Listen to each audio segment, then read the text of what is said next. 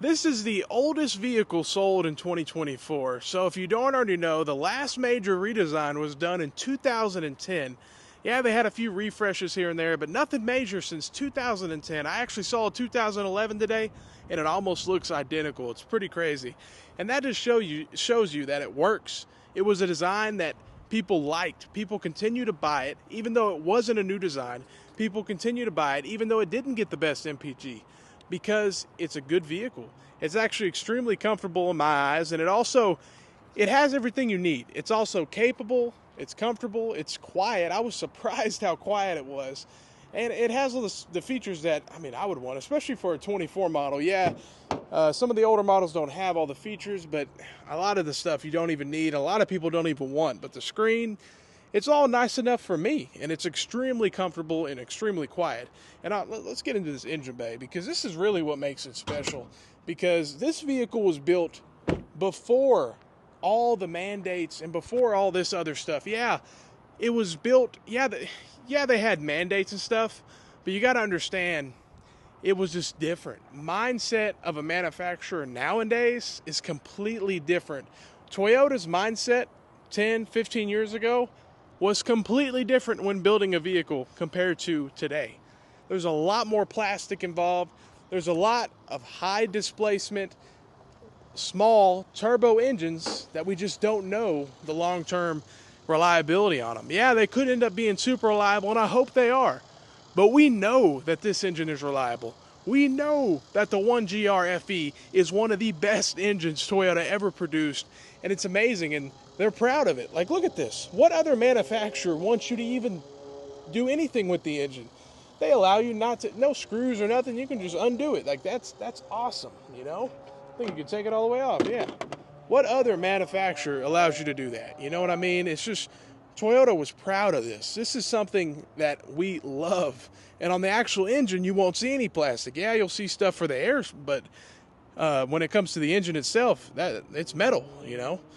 Of course, the air intake and all that's plastic, but other than that, it's metal. So, yeah, pretty awesome. And the cosmetic, you'll see those cracks and stuff, but I guess that's really common. And I think I even saw a 23 with that.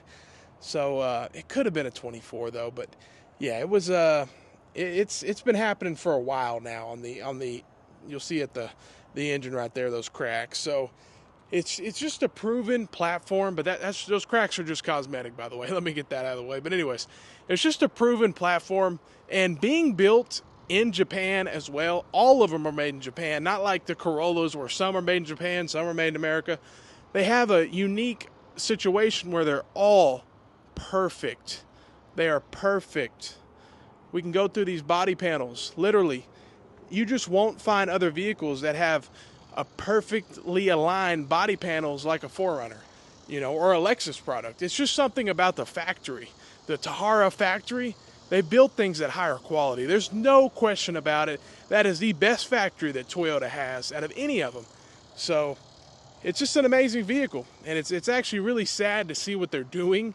And they're actually going away. If you guys don't know, the 4Runner's changing big time. It's going to be a turbo 4-cylinder, and I do think it's still being built in Japan, which is good, but it's not all about the build quality. Yeah, the panels might be aligned and everything, but we also have to see how that engine does long term. It's been okay as of lately, but it hasn't been out too long because they did redesign it a little bit.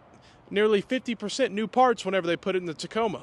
So it's not like it's been out for a while in this current engine that it is right now. It's still a little bit different, but it's still okay. It's just a transmission in the Tacoma has been causing issues. I think there's been about 15 or 20 confirmed cases with the National Highway Safety, but that's a little bit different than the actual cases that I'm seeing, because I have many comments of people saying that they have had failures, and I'm just a small YouTuber, and I don't think they're lying. I don't know why people would do that, but maybe they are, sure, but I don't think so. But it's an amazing vehicle. I'm excited to take it out on some trails, and I think it will really run forever. Let me see. I'm excited to see, when was this one built, because I have the cracks up there. Let's see. It should tell us somewhere right around here pretty quick. 0724. Okay, so Pretty recent, pretty recent. So 0724 was when this was, I think that's like final assembly when it's leaving the plant. So yeah, not too, pretty new for sure. But I'm really excited to do some stuff with it. I'm not sure what I want to do with it. I just know I want to keep it, but I could already sell it and make money. After all tag, tax, and everything, I could still make some money. So it's like, yeah, I don't want to sell it, but at the same time, I can make a couple $1,000s. But to be honest, I do have a few months. I could almost replace it in time possibly, but I don't know. It's pretty risky. It's pretty risky, especially for a base model SR5. There's a lot of SR5 premiums in my area, but there's no more base models at all. And I had to drive a little bit to get this one. So yeah, it's just an amazing vehicle. You guys already know. I mean, they run forever. They're reliable. Yeah, they're not the best on gas, but they were just built before, they were built in a different time. That's why old is gold. I mean, literally. It's not just aluminum, you know? There's some steel body panels and they're mixed and they're not just straight aluminum.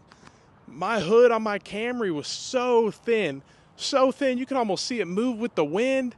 Of course, anytime you drove, that thing would shake like crazy, but it's just different kind of mindset, you know? It's not all about saving an extra pound to get 0.00001% extra better gas mileage. So it's just a complete different mindset, and it's better, I think, especially when it comes to long-term, keeping your vehicle for a long time.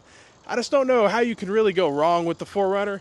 And I think obviously projected values are really looking good, and we really think they could actually go up if they follow their brother and sister like the Land Cruiser or the FJ Cruiser. You know, that would be pretty awesome if it follows the FJ Cruiser, because yeah, the FJ Cruiser definitely skyrocketed.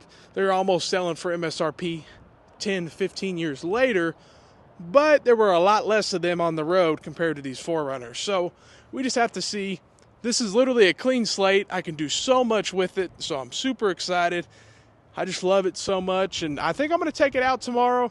It is new, though, so I wanted to get that oil out before I actually took it on the trails. I wanted to, you know, get that first oil change before I actually take it out there, but I don't think it's too rough. It's going to be pretty exciting to take it out there. I just kind of wanted to wait to the first oil change, but I don't know if I can resist. So you guys stay tuned, because tomorrow might be a really good video if I'm out there. So hey, thank you for watching. Leave your comment and go ahead and subscribe if you liked what you heard, and leave a like. I really appreciate it. Have a great day. Stay blessed.